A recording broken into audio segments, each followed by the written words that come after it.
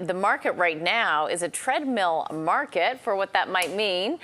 We have Diana Avigdor joining us. She is the head of trading at Barometer Capital. Diana, good to be with you. So are you calling, I want to be clear, are you calling it a treadmill market or is Barron's? Yeah, Barron's called it a treadmill market, and I kind of love that word because we're running a lot, but we've stayed in place this whole week. I'm going to put on my trader's hat and just talk about really low volumes this week.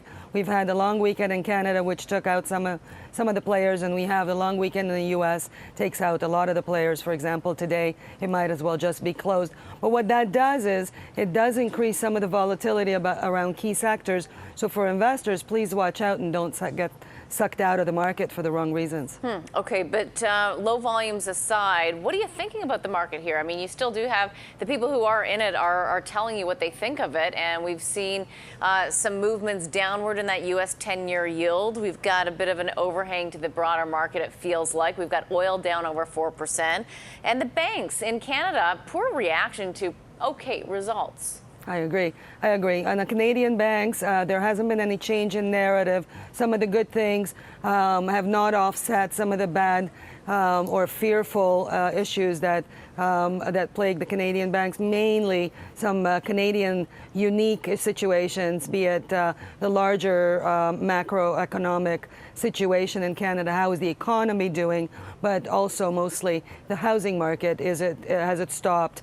And is that going to hurt the financials? On some of the bank side, however, the silver lining might be that commercial lending was actually quite okay. So that sort of offset. But one offset the other. And so the narrative hasn't really changed. And so the stocks haven't really reacted.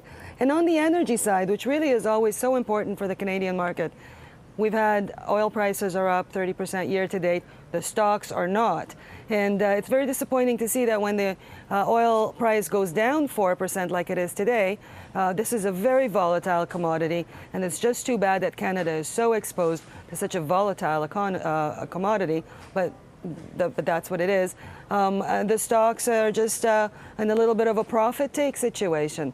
So Canada, unfortunately, is the small cap trades to the global oil community. Whenever oil is bullish, they tend to become a very crowded trade, and so we get subjective to lots of volatility.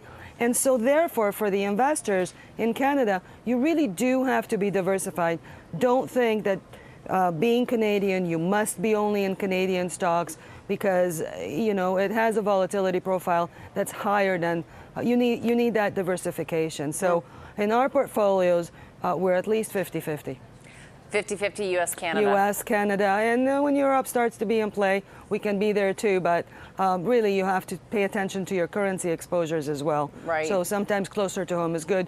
U.S. is a large diversified market, so it makes sense. But what do you think, though, of the reaction to the Canadian banks in the market? I mean, TD actually moved higher following their results, but Royal Bank as well as CIBC, the view from the street analysts is pretty much low-quality beats, and the stocks reflected that. So, I mean, when you talk about volatility and the Canadian market being volatile and volatile commodity prices, you would at least think or hope that the banks, from a stock price perspective, would be better responding to the results. You're right.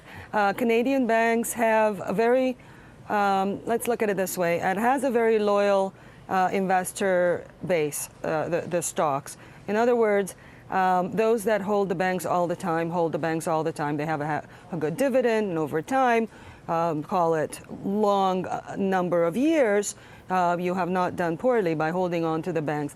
It's when you trade the cycles and that's where the foreign investor comes in. The foreign investor always tries to get that extra alpha by going outside their own country. Canada not being their domestic country, it becomes a higher risk. So does the foreign investor today have a reason to buy the Canadian bank? Not when they're reading about the housing market, not when they're reading about NAFTA, not when they're reading about Kinder Morgan pipeline. So there's no impetus to buy the financial sector. I personally think, and I agree with you, that they have the underperformance has been has been a lot.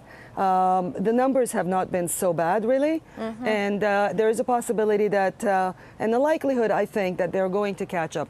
The U.S. banks have performed much better year to date, about 3%, 3.5% if you're looking at the aggregate, say the ETF, the XLF. And if you're looking at the Canadian banks, they really have done poorly. So there could be a bit of catch up.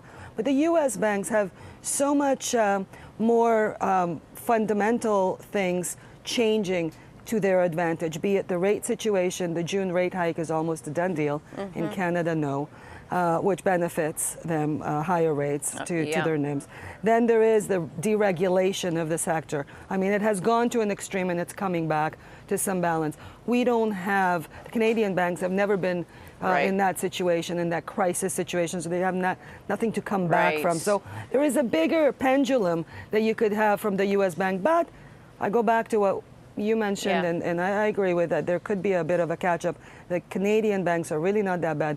There's really just a few of them. They're going to find their way around. Okay, Diana, we got to leave it there. Thank you so much. Closing bell's about to come. Thank you.